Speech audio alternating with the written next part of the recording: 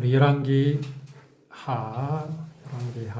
16장 또 말씀으로 나누겠습니다. 자, 아하스의 모습. 이 아하스의 끔찍한 아들을 불태워서 바치는 그런 제사에 관해서 성경은 당연히 그것을 죄악이라고 말씀하시지만 이게 사람의 눈으로 볼 때, 사람의 생각으로 이러한 아하스의 이 모습을 보면 뭐라고 말한다고요? 신심이 깊다. 이야, 저 정도면 극락왕생할 수 있는 충분한 사람이다. 왜 자기 아들을 그렇게 했을까요? 자신을 위해서 그렇게 하지 않았을 겁니다. 유다는요, 항상 긴장 가운데 있는 나라입니다. 유다는 분단 국가입니다. 아브라함의 후손, 히브리 민족임에도 불구하고 북쪽 이스라엘과 남쪽 유다로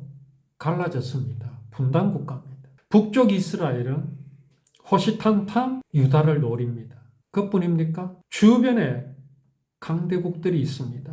애굽도 있고 아람도 있고 에돔도 있고 여러 부족들, 여러 나라들이 있습니다. 이런 가운데 나라의 평안과 안위를 도모해야 될 사람이 바로 왕입니다.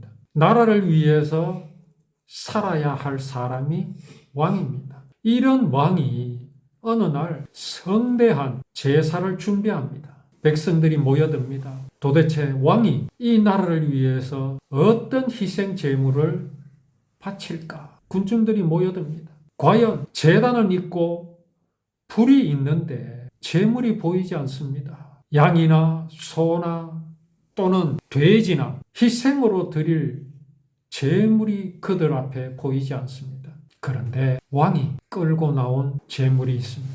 그것을 보는 순간 유다 백성의 마음이 어떠했겠습니까? 그들이 무엇을 보았습니까? 왕의 아들이 결박된 채로 등장합니다. 이런저런 상상을 해볼 수 있겠지요. 왕의 아들이 죽지 않으려고 발버둥을 칠 수도 있었을 것이지요.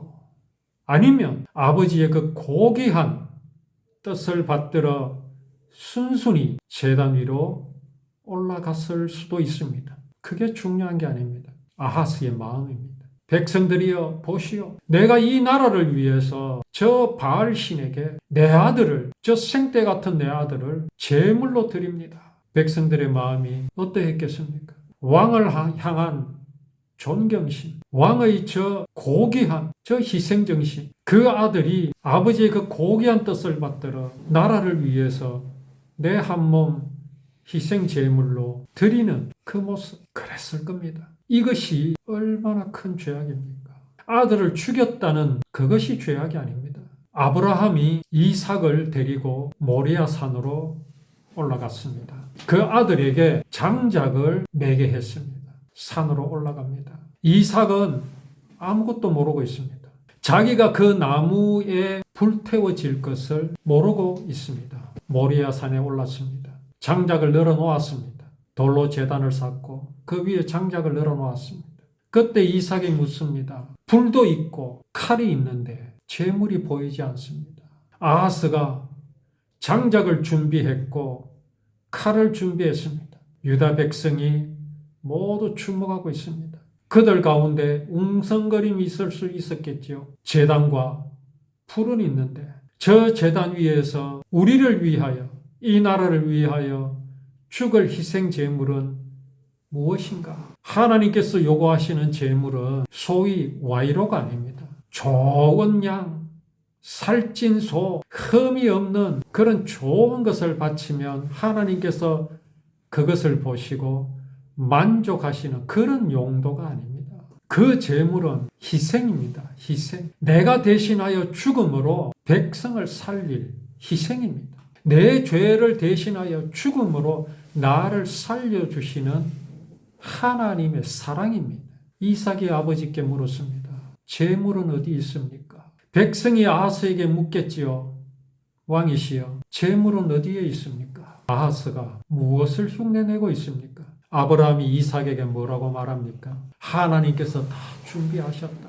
그 준비한 것이 무엇이었습니까? 아들을 결박해서 나무단 위에 올려놓습니다. 그리고 칼을 들어서 아들의 목을 치려 합니다. 그때 하나님께서 아브라함을 부르시지요. 네 독자를 치지 말라. 그때 하나님 이런 말씀하십니다. 네 독자까지도 아끼지 아니하는 것을 보았다. 그런데요, 이 말씀을 오해하시면 안 됩니다. 네가 그랬기 때문에 내가 너에게 복을 주겠다. 이 말을 우리는 오해하면 안 됩니다. 저렇게 하니까 하나님께서 복을 주시는구나. 그렇게 오해한 사람이 바로 아하스입니다. 그렇게 오해하고 있는 것이 바로 사람 마음입니다. 하나님께서요, 아브라함의 성의를 보신 게 아닙니다. 믿음을 보신 거지요. 그 믿음이 뭔 줄 아십니까? 아브라함은요, 분명히 알았습니다. 그 전까지만 해도 아브라함은요, 형편이 없었지 않았습니까? 어떤 면에서요? 무엇이 그래 했다는 말입니까? 하나님이 아브라함 부르셨지요? 부르실 때 뭐라고 그랬습니까? 네 후손으로 번성하게 하여 주시겠다. 나이 70이 넘도록 자식 하나 없는 아브라함에게 하나님께서 그렇게 소위 유혹하셨습니다. 자식이 없는 아브라함이 얼마나 듣기 좋은 소리입니까? 그렇게 아브라함은 본토와 친척 아비 집을 떠나 하나님의 명하시는 대로 떠났습니다. 수시로 하나님께서는 아브라함에게 약속하셨지요. 후손을 주시겠다. 그러나 아브라함은요, 세월이 지나가면서 그러한 하나님의 약속을 믿지 않았습니다. 그렇게 믿지 않은 결과가 무엇을 낳았습니까? 이스마엘을 낳았지요. 아브라함 99세 때에 하나님 마지막으로 찾아오셨습니다. 내년에 이맘때 네 아내가 아들을 가질 것이다. 잉태할 것이다. 아브라함 믿지 않았습니다. 내 나이가 얼마입니까? 내 아내 나이는 이미 끝났습니다. 비웃었습니다. 그럼에도 불구하고 하나님께서 그에게 이삭을 주셨습니다. 아브라함이 믿으려 노력한 것이 아니라 하나님께서 아브라함에게 믿음을 주셨습니다. 이제 그 이삭을 죽인다 하더라도 하나님께서는 그 언약하신 것을 반드시 이루실 하나님이신 것을 믿었기 때문에 그 손에 칼을 들고 이삭을 죽이려 했던 것이지요. 이 믿음입니다. 하나님은 이걸 보셨습니다. 우리가 오해할 수 있지요. 하나님이 아브라함을 시험하셨다. 아브라함이 어떻게 할 것을 몰라서 시험하신 겁니까? 아닙니다. 하나님 아셨어요. 아브라함이 이삭 죽이지 않을까 아셨습니다. 하나님 그렇게 만드셨습니다. 그러면 왜 하십니까? 다 아시는 것을. 그것이 바로 오늘을 살아가는 우리에게 보여주시려고 하신 겁니다. 이런 아브라함을 보라. 내가 아브라함에게 어떻게 행한 것을 보라. 이것 보여주시려고 하나님께서 아브라함을 시험하신 겁니다. 우리에게 뭘 보여주셨습니까? 아브라함으로 하여금 언약의 조상이 되게 하실 것을 약속하신 그 약속을 반드시 지키시는 하나님을 누구를 통해 보여주셨습니까? 아브라함을 통해 보여주신 겁니다. 그렇게 아들을 희생 제물로 삼는 그 모습과 여기 아하스가 똑같습니까? 같은 겁니까? 아브라함이 이삭을 바치는 희생 제물로 바치는 그 아브라함의 마음과 여기 아하스의 마음이 같습니까? 그것을 요구하는 하나님과 아하스가 믿고 있는 그 우상 바알과 하나님의 마음이 같습니까? 아닙니다. 완전히 다릅니다. 하나님께서는 당신이 언약하신 그 구원을 반드시 이루시되 아브라함의 후손으로 이루실 것을 보여주시기 위해서 아브라함에게 이삭을 바치라 하셨습니다. 그러나 아하스가 믿고 있는 우상은 무슨 이유로 무엇을 보여주기 위해서 아들을 바치라고 하겠습니까? 네가 그렇게 하면 내가 너를 도와 유다를 구원해 줄 것이다? 아닙니다. 너의 마음을 보여달라. 너의 성의를 보여달라. 너의 열의를 보여달라. 이겁니다. 그러면 어디까지 해야 되겠습니까? 아들 바치면 됩니까? 그러면 유다가 평안하겠습니까? 그러면 유다가 전쟁이 없이 태평성대 영원히 이어가겠습니까? 아닙니다. 이게 바로 사단의 수법입니다. 오늘날 인생이 이렇게 사단에게 쏟고 있습니다.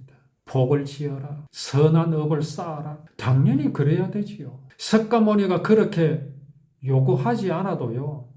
이미 사람의 양심은 잘 알고 있습니다. 선악을 아는 일에 무려 하나님의 경지에 이른 것이 사람의 양심입니다. 그 양심은요, 율법이 있기 전부터 있었습니다. 돈을 이웃에게 빌려주거든 그것을 돌려받기 전에, 해가 지기 전에 그 전당 잡은 것을 돌려주라. 나를 미워하는 자의 나귀가 무거운 짐을 지고 가다가 쓰러진 것을 보거든 달려가서 도와주라. 이 율법 있기 전에 사람의 양심은요, 그렇게 해야 된다는 것이 옳다는 것을 이미 알고 있습니다. 그런데 왜 하나님이 율법을 주셨을까요? 왜 그렇게 하라고 율법을 주셨을까요? 사람 다 알고 있는데. 그것이 그 이유가 사람의 법, 사람이 말하는 선한 삶과 하나님께서 말씀하시는 선한 삶에 다른 것이 있습니다. 이유가 무엇입니까?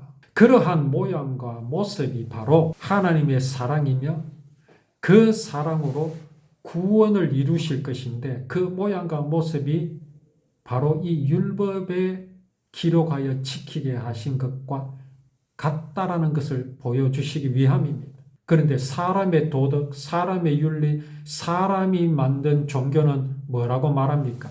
그렇게 해라. 그래야 구원받는다. 그래야 네가 천당 간다. 그래야 네가 성불하는 거다. 같습니까? 완전히 다르죠. 이를 두고 이렇게 살아야 내가 돈을 빌려주고도 이자를 받지 않고 전당 잡은 것은 돌려주어야 천당 갈 수 있다고 생각하고 그렇게 가르치는 것이 오늘 여기 아하스의 모습입니다. 심지어 오늘날 교회가 그렇게 가르치고 있습니다. 왜요? 율법의 의미를 모르니까요. 율법에 이렇게 하지 않았느냐. 착하고 바르게 살아야 복 주신다고 하지 않았느냐. 그렇게 가르쳐버립니다. 아닙니다. 율법이 있기 전에 사람의 양심은 그거 다 알고 있었습니다.